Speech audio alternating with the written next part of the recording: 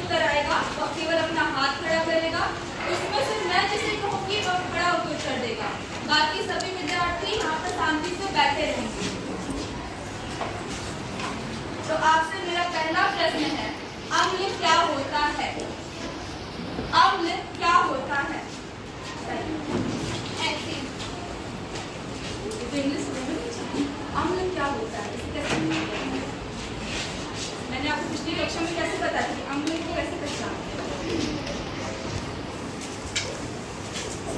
अम्ल के उदाहरण क्या है?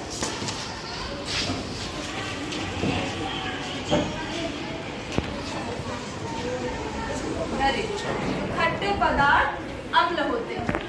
चलिए दूसरा प्रश्न, क्षारक क्या है? क्षारक क्या है?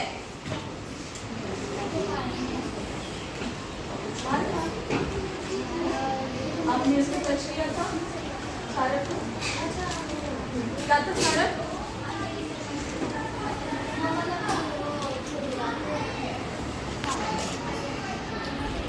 बताइए क्षारक क्या है? साबुन के जैसा भी। जो भी पदार्थ साबुन की तरह चिकनाहट महसूस करवाते हैं स्पर्श करने पर उन्हें क्षारक कहते हैं।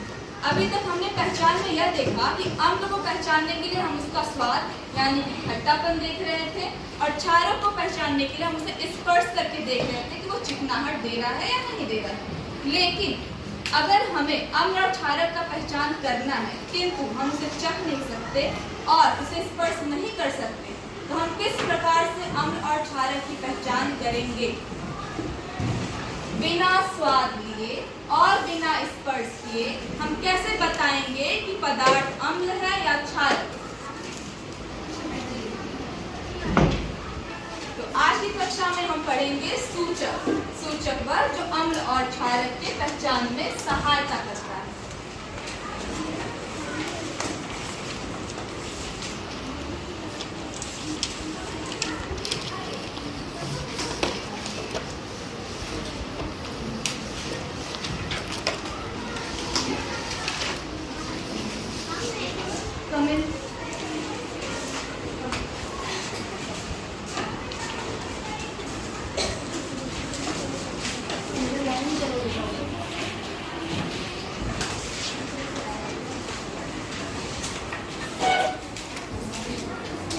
आप सभी ने देखा होगा कि कपड़े पर जब हल्दी का दाग लग जाता है, फिर जब हम उसे साबुन लगाते हैं तो उस हल्दी का रंग बदल जाता है।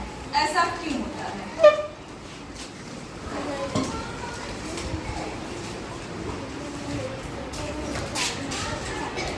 लाल हो जाता है, ये बात तो सही है, पर ऐसा क्यों हो रहा है? बताइए। अम्ल क्या होता है?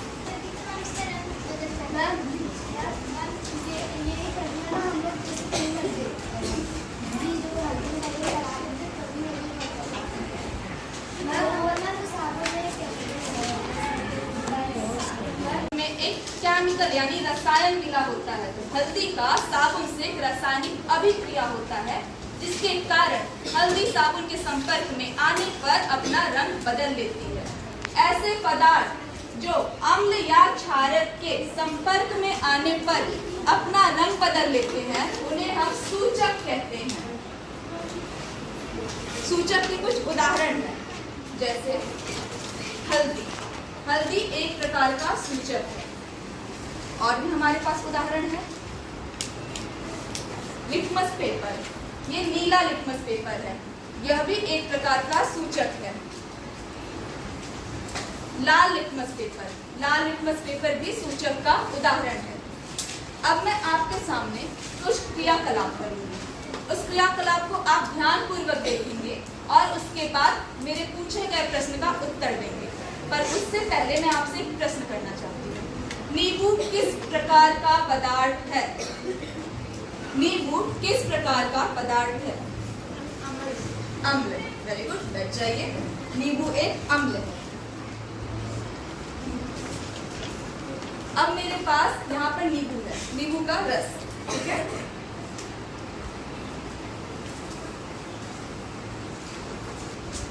सभी लोग बहुत ही ध्यान से देखेंगे। और मेरे पास है नीला लिटमस पेपर। मैं नीले लिटमस पेपर पे नींबू को लगा रही हूँ।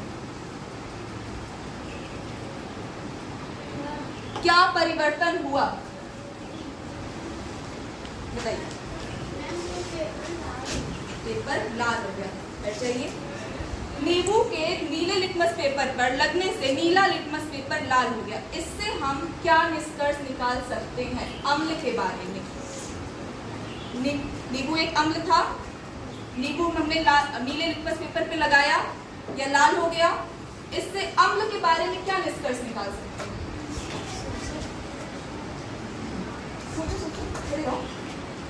नींबू एक अम्ल था, हमने इस पर लगाया, नीला लिटमस पेपर लाल हुआ।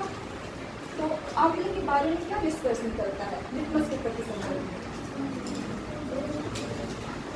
अम्ल लगाने पर लिटमस पेपर क्या करेगा?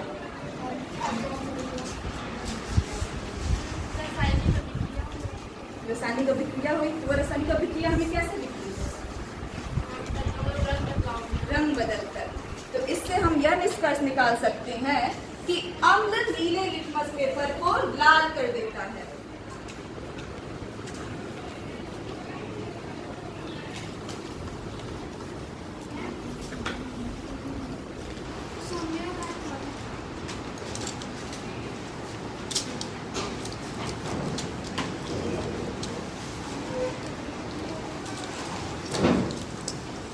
अब सभी छात्राएं पुनः मेरी तरफ ध्यान दीजिए। अब मैं लाल लिटमस पेपर ले रही हूँ। लाल लिटमस पेपर मैं फिर से इस पर नींबू का रस गिराऊंगी। सभी लोग ध्यान से देखेंगे।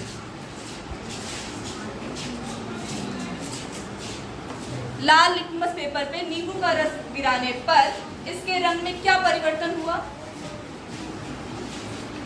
बताइए। Very good. कोई परिवर्तन नहीं हुआ। इससे हम यह निष्कर्ष निकाल सकते हैं कि नींबू का रस लाल लिटमस पेपर पर कोई भी परिवर्तन नहीं करता है, यानी कि अम्ल लाल लिटमस पेपर पर कोई भी परिवर्तन नहीं करेगा।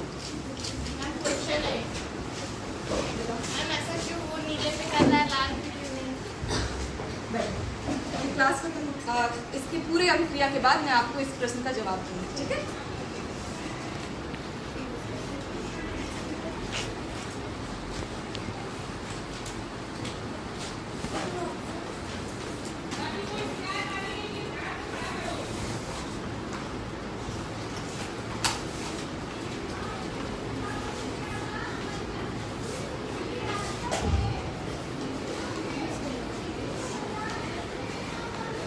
अभी मैंने आपको सूचक का एक और उदाहरण दिया था, हल्दी।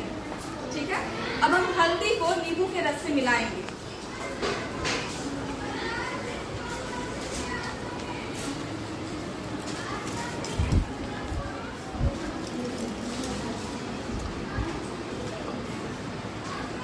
सभी लोग ध्यान से देखिए।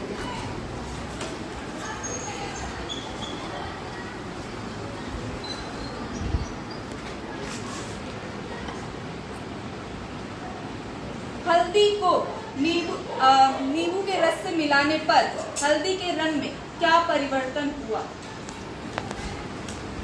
बताइए। मैम कोई परिवर्तन नहीं हुआ। कोई परिवर्तन नहीं हुआ। इससे हम यह निष्कर्ष निकाल सकते हैं कि अम्ल हल्दी के रंग में कोई परिवर्तन नहीं करता है।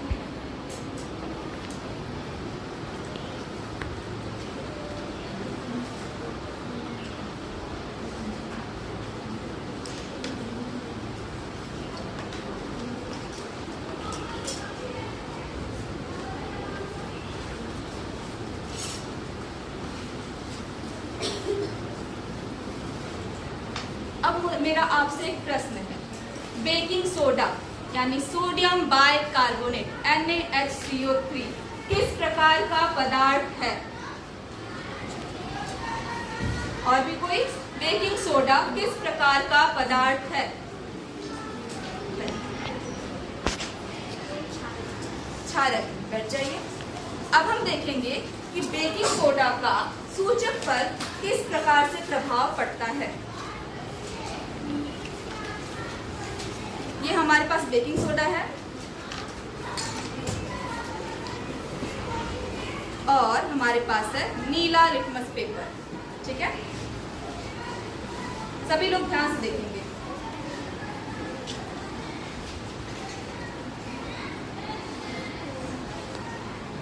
नीले लिटमस पेपर पर बेकिंग सोडा गिराने पर इसके रंग में क्या परिवर्तन हुआ।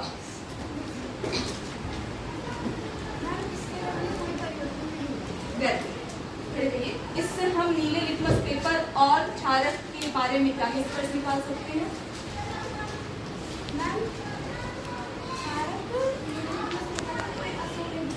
Very good. इससे हम यह निष्कर्ष निकाल सकते हैं कि क्षारक नीले लिटमस पेपर का रंग नहीं बदलता है।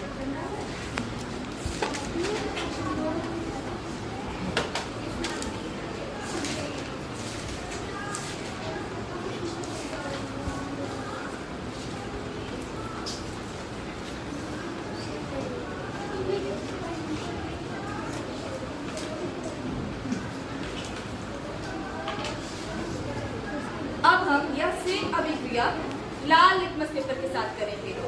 लाल लिटमस पेपर पे हम बेकिंग सोडा गिराएंगे और उसके बाद देखेंगे इसके रंग में क्या परिवर्तन आता है।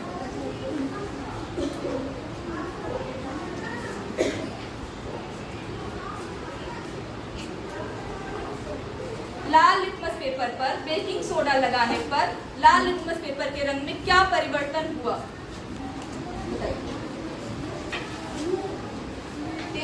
सभी नीला रंग का हो गया। इससे हम लाल लिटमस पेपर और बेकिंग सोडा यानी क्षारक का क्या निष्कर्ष निकाल सकते हैं।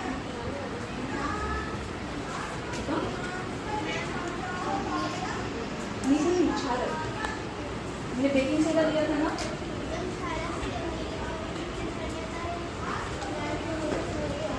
वेरी गुड, बैठ जाइए। इससे हम यह निष्कर्ष निकाल सकते हैं कि क्षारक लाल लिटमस पेपर को नीला कर देता है।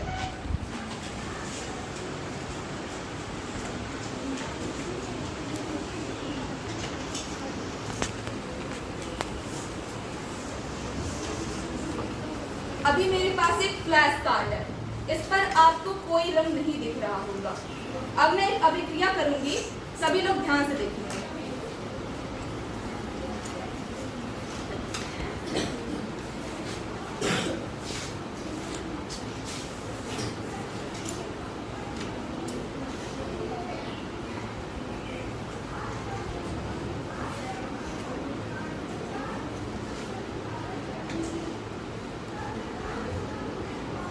अब इस फ्लैश कार्ड पर क्या लिखा हुआ दिख रहा है आपको,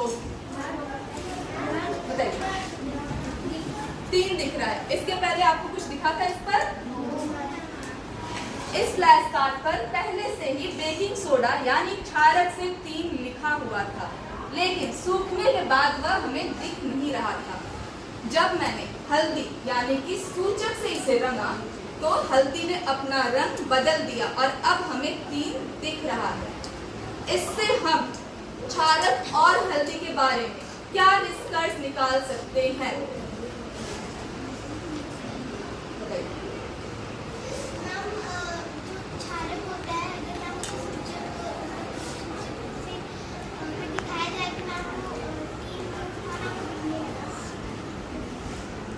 वेरी गुड। इससे हम यह निष्कर्ष निकाल सकते हैं कि क्षारक हल्दी के संपर्क में आने से अपना रंग बदल लेता है।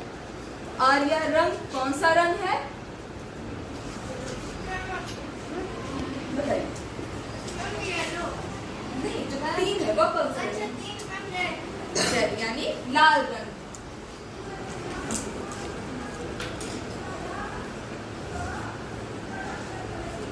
तो आज हमने अपने ये कक्षा में सीखा कि सूचक क्या होता है और प्रयोग के माध्यम से यह भी देखा कि किस प्रकार अम्ल और क्षारक सूचक के संपर्क में आने से अपना रंग परिवर्तन कर लेते हैं। अब मैं आपसे कुछ प्रश्न पूछूंगी जिनका आपको उत्तर देना होगा। तो उससे पहले सभी लोग अपनी उत्तर पुस्तिका पर इसे लिख लें और 1 मिनट का मैं आपको समय दे रही हूँ, उसके बाद मैं इसे इरेज कर दूंगी। जिनका हो गया है वो शांति से बैठे। मैं पूछूंगी, इससे पहले आप सभी लोग अपनी कॉपी और किताब दोनों ही बंद कर लें। सभी लोग बंद कर लें।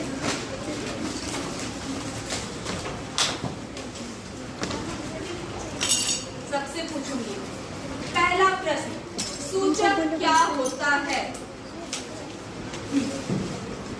सूचक क्या होता है?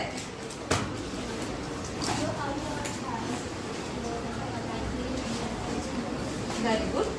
सूचक वह पदार्थ होता है जो अपना रंग परिवर्तित करके यह बताए कि सामने वाला पदार्थ अम्ल है या क्षार है। दूसरा प्रश्न, सूचक का उदाहरण दीजिए। सूचक का उदाहरण दीजिए। जाइए, और भी है सूचक के उदाहरण ना? बताओ। बैठ जाइए। अब मैं आपके सामने जितना मैंने टेबल बनवाया था, अब उसका हम परीक्षण करेंगे कि आपने कितना सीखा।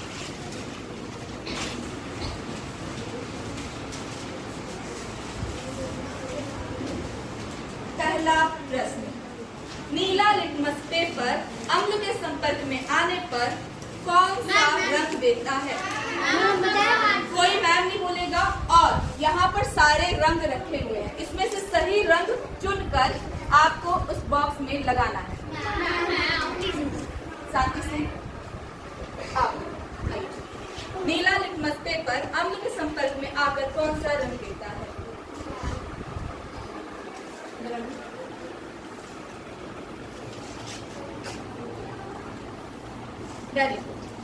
बैठ जाइए। लाल लिटमस पेपर अम्ल के संपर्क में आकर कौन सा रंग देता है?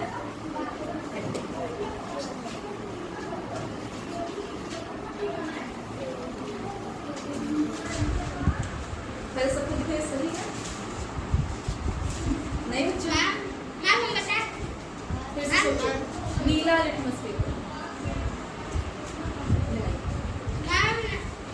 शांति से। नीला लिटमस पेपर था। अच्छा, नीला सब लिख के नहीं पूछा था ना मैंने। प्रश्न कर रही हूँ, नीला लिटमस पेपर क्षारक के संपर्क में आने पर कौन सा रंग देता है?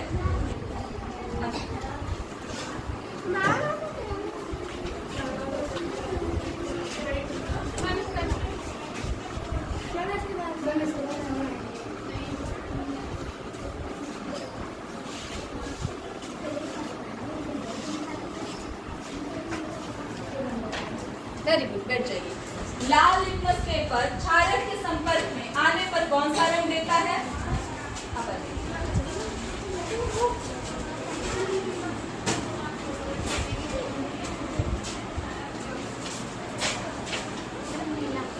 वेरी गुड, बैठ जाइए।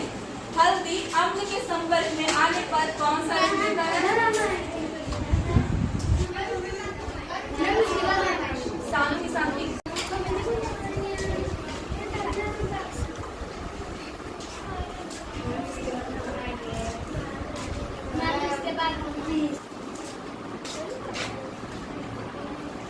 वेरी गुड, बैठ जाइए। अगला प्रश्न, हल्दी क्षारक के संपर्क में आने पर कौन सा रंग देता है? शांत।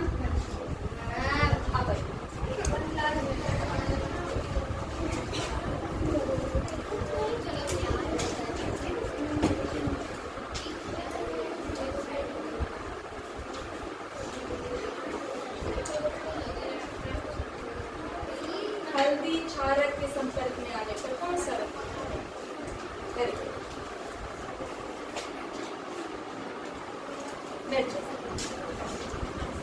तो अभी हमने टेबल के माध्यम से भी देख लिया कि अम्ल और क्षारक सूचक के संपर्क में आने पर कौन कौन से रंग में परिवर्तित होते हैं। अब मैं आपको नहीं बताऊंगी कि मैं कौन सा इसमें से पदार्थ इस्तेमाल करने वाली हूँ, मैं केवल आपको परीक्षण करके दिखाऊंगी। आपको बताना है कि वह पदार्थ अम्ल है या क्षारक है।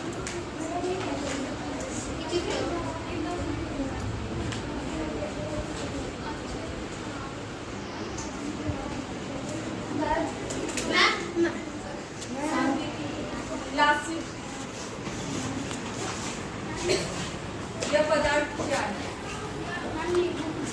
तेज अम्ल है कि क्षारक? अम्ल। तो अब आप सभी आज का होमवर्क लिखेंगे।